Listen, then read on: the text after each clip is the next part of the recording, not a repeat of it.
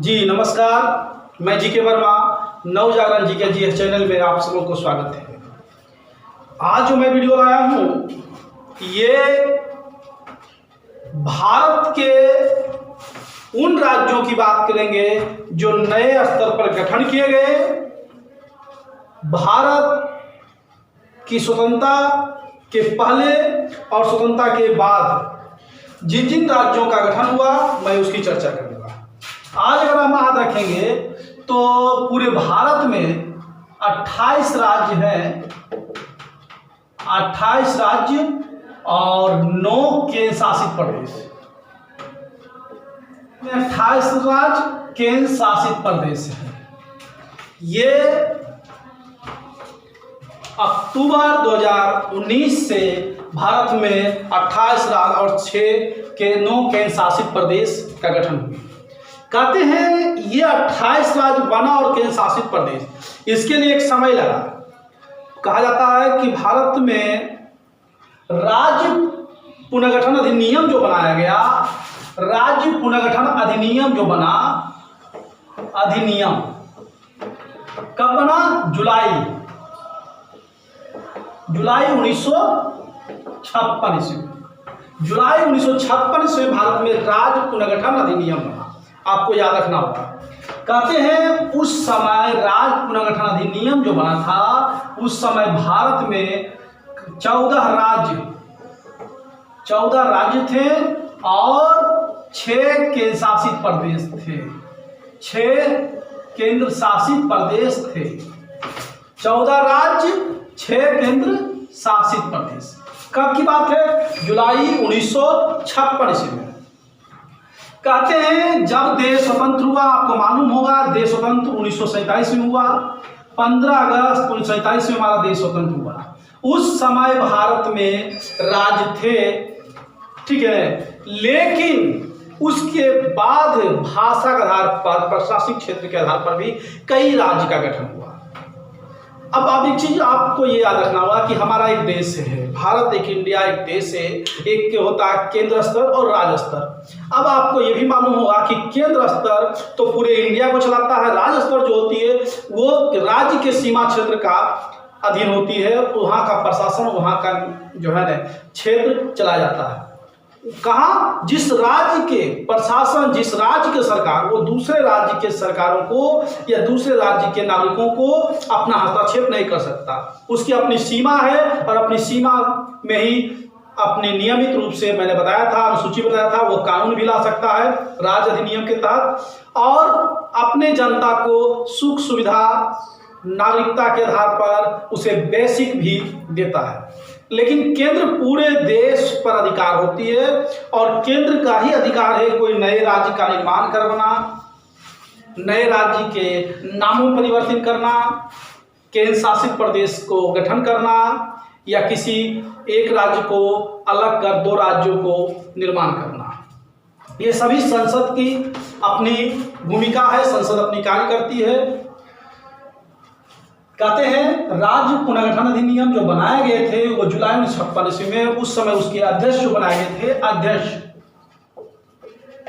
याद रखिएगा, अध्यक्ष फजल अली ये अध्यक्ष थे और के.एम. पानिक्कर, हृदयनाथ कुंजरू इनके सदस्य थे। इसके राज्य पुनर्गठन अधिनियम जुलाई 1956 ईस्वी जो बनाए गए थे, के.एम. पानिक्कर और हृदयनाथ कुंजरू ये 2 सदस्य थे किसके? राज्य पुनर्गठन अधिनियम के। हम आज जो चर्चा करेंगे कि राज्य बना, नए राज्य, वो 1947 यानी देश स्वतंत्रता के पहले की बात करेंगे। देश स्वतंत्रता के पहले। और आपको सभी लोग को मालूम होगा कि देश स्वतंत्रता के बाद भारत में पहला भाषा के आधार पर राज्य बना, पहला आंध्र प्रदेश, ये सभी को मालूम है। लेकिन ये चीज और मालूम होगा कि देश में स्वतंत्रता के पहले भाषा के आधार पर राज्य का गठन पहले ही हो चुका था। 1 अप्रैल 1 अप्रैल 1912 ईस्वी को भारत में भाषा के आधार पर पहला राज्य बना था। कहते हैं बंगाल से बिहार का गठन हुआ। यानी बिहार अस्तित्व में कब आया? 1 अप्रैल 1912 ईस्वी में भाषा के आधार पर पहला राज्य बनने वाला बिहार था। इस बिहार जो बौद्ध बिहार के कारण बौद्धों का हब होने के कारण इसे बिहार नाम पड़ा। और कहते हैं इसको बिहार जो नाम दिया गया था सचिदानंद सिन्हा के द्वारा। सचिदानंद सिन्हा जिनके द्वारा बिहार का नाम सबसे पहले दी गई थी, सबसे पहले लिया गया था। तो भाषा के आधार पर देश बनता से पहले राज्य बना था वो बिहार। और कहते हैं कि बिहार का विभाजन भी हुआ 22 मार्च 1936 ईस्वी को। और बिहार से एक नया राज्य बना जिसका नाम दिया गया उड़ीसा। तो यह भाषा के आधार पर दूसरी बार राज्य बना उड़ीसा को बिहार से। कुछ भाग बिहार और कुछ बंगाल का पार्ट उड़ीसा में गया था। तो आपको मालूम होगा कि देश में स्वतंत्रता से पहले राज्य बना था बिहार। भाषा के आधार पर बंगालियों के लिए एक अलग राज्य बांग्ला पश्चिम बंगाल जो बना, और बिहार यानी हिंदी भाषी, भोजपुरी भाषी, मैथिली भाषी, मैथिली भाषी, ये संथाली भाषी बोलने के लिए एक नया राज्य बिहार का गठन हुआ। कब? 1 अप्रैल 1912 ईस्वी को। लेकिन पूर्ण रूप से बिहार एक राज्य के रूप में मिला कब? जब इससे उड़ीसा अलग हुआ 22 मार्च 1936 को। उड़िया भाषा के लिए एक नया राज्य यानी भाषा आधार पर यह दूसरी बार राज्य था। तो मैंने एक स्वतंत्रता से पहले की बताया कि देश स्वतंत्रता के पहले ही भाषा के आधार पर राज्य का गठन होना प्रारंभ हुआ। देश जब स्वतंत्र हुआ तो देश स्वतंत्रता के बाद कई ऐसे हमारे क्षेत्र है, राज्य है, जहां के नागरिक अपनी भाषा के आधार पर अपनी पहचान, अपने राज्य की मांग करना शुरू किया। कहते हैं भाषा इंसान को पहचान देती है और उसकी नैतिक साथ ही सांस्कृतिक सभ्यता उससे जुड़े होते हैं। तो इंसान की भाषा बहुत बड़ी अहम भूमिका निभाता है। आप लोग भी कहीं जाते हैं तो आपकी भाषा ही आपकी पहचान देती है। आपका वार्तालाप, आपका व्यवहार, आपकी संस्कार आपके भाषा पर निर्भर होते हैं। तो इंसान का भाषा सबसे ज़्यादा महत्वपूर्ण है और यह बात सभी लोग जानते थे। और स्वतंत्रता के बाद कई ऐसे क्षेत्र था जिन्हें भाषा के आधार पर अपनी पहचान को लाने के लिए, अपनी अस्तित्व को बनाने के लिए, अपने क्षेत्र को बनाने के लिए एक संघर्ष करना प्रारंभ कर दिया। तो सबसे पहला इसका आवाज उठा मद्रास। आप लोग मद्रास के नाम सुने हैं। आज मद्रास चेन्नई के रूप में कहते हैं। मद्रास चेन्नई के रूप में जाना जाता है, पहले वो मद्रास था। तो मद्रास जो था वहाँ भाषा के आधार पर पहली आवाज उठा कि हमें राज्य चाहिए।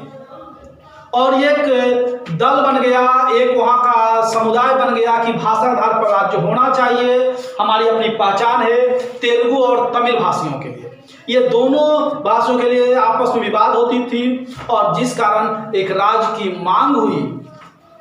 कहते हैं ये राज्य की मांग स्वतंत्रता के बाद पहला मांग कहा जाता है। इस मांग को सरकार ने बड़ा गंभीरता से लिया। राजेंद्र प्रसाद उस समय देश के राष्ट्रपति थे। राजेंद्र प्रसाद ने इलाहाबाद के उच्च न्यायालय के सेवानिवृत्त न्यायाधीश थे जिसका नाम है एस.के. धर। उनकी अध्यक्षता में बैठक किए और यह निर्णय लिया गया क्या भाषा के आधार पर राज्य होनी चाहिए, क्या भाषा के आधार पर राज्य होना वास्तविक सही है या गलत।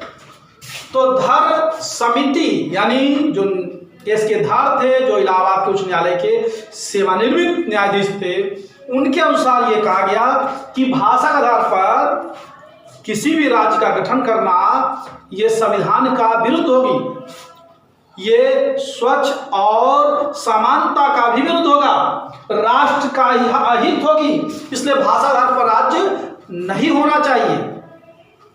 तब कांग्रेस, उस समय के शासन सत्ता कांग्रेस की थी, कांग्रेस ने एक बैठक बुलाया जिसे नाम दिया जयपुर अधिवेशन। जयपुर में बुलाया गया था। कहा जाता है क्या भाषा आधार पर राज्य बनना सही होगा या गलत, इसकी बैठक बुलाई गई कांग्रेस का, और उसमें 3 व्यक्ति का अध्यक्ष बनाया गया था, जिसके नाम दिया गया था जवाहरलाल नेहरू, जिस समय प्रधानमंत्री थे स्वयं वो खुद जवाहरलाल नेहरू, सरदार वल्लभ भाई पटेल। सरदार वल्लभ भाई पटेल उस समय उप प्रधानमंत्री, गृह मंत्री भारत के थे। हम बात कर रहे हैं 1952-53 की बात कर रहे हैं, 1952 की घटना बता रहे हैं। ये बैठक जो है 1952 में होती है जयपुर में। और साथ तीसरा व्यक्ति पट्टाभी सीतारमैया, पट्टाभी सीतारमैया, ये 3 थे जिनका नाम ही पड़ा JVP समिति। जयपुर अधिवेशन में हुआ, इस समिति का नाम पड़ा JVP समिति। कब? जयपुर अधिवेशन, जयपुर अधिवेशन। ये कब की घटना है? 1952 की बात है, जब मद्रास में भाषा के आधार पर राज्य की मांग हो गई थी। भाषा के आधार पर राज्य की मांग हो गई थी। 2 भाषा में, तमिल और तेलुगु में टक्कर था, तमिल और तेलुगु, इन दोनों में टक्कर चल रहे थे। और तमिल तेलुगु ये एक अलग भाषा, एक राज्य की मांग कर रहे थे। तो राजेंद्र प्रसाद के जो समिति था, धर समिति था, उनके द्वारा जो नियुक्त किए गए थे, उन्होंने नकार दिया, कहा संवैधानिक रूप से जो किसी भी राज्य का बनना एक हमारे राष्ट्र के हित होगा, किसी भी समाज के लिए हित होगा और देश के नागरिकों के लिए हित होगा। इसकी जांच के लिए यही JVP समिति का कांग्रेस के द्वारा गठन की गई और जयपुर अधिवेशन में इसकी बैठक की गई। जवाहरलाल नेहरू, वल्लभ भाई पटेल और पट्टाभी सीतारमैया, ये तीनों के नेतृत्व में ये बैठक की थी, जिसका एक नाम पड़ा JVP समिति। समझ रहे ना? तो ये JVP समिति 1952 में जब बैठक हुई तो इन्होंने भी धर समिति को सही ठहराया। धर समिति, अब धर कौन सा थे? अभी हमने बताया कि ये एस के धर जो थे वो इलाहाबाद के सेवानिवृत्त न्यायाधीश थे, जो राजेंद्र प्रसाद के कथन के अनुसार इन्होंने अपनी मंतव्य को दिया था और इनके मंतव्य को सही या गलत इसका निर्णय कांग्रेस के लिए एक कानूनी तौर पे बन गई, संवैधानिक तौर पे बन गई और इसकी बैठक हुई। और यह समिति भी धर समिति का ही सपोर्ट दिया। तो यहां तक आपने समझ लिया, क्या समझा कि JVP समिति हुआ राज्य बनाने के लिए, भाषा के आधार पर राज्य बनाने के लिए, ये स्वतंत्रता की बात की हम चर्चा कर रहे हैं। लेकिन इस चीज को मांग करने के लिए, इसका विरोध करने के लिए तेलुगु भाषियों के, जिसका नाम था श्री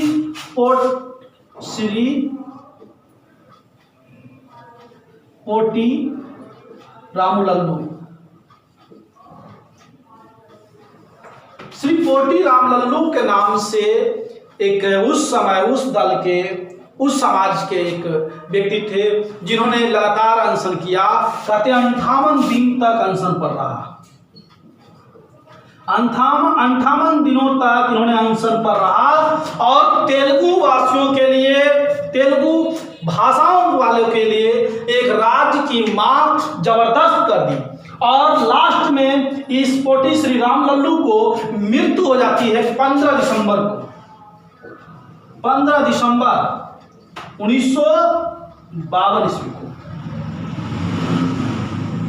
15 दिसंबर 1952 ईस्वी को पोटी श्री राम लल्लू को मृत्यु 58 दिनों के बाद होते हैं।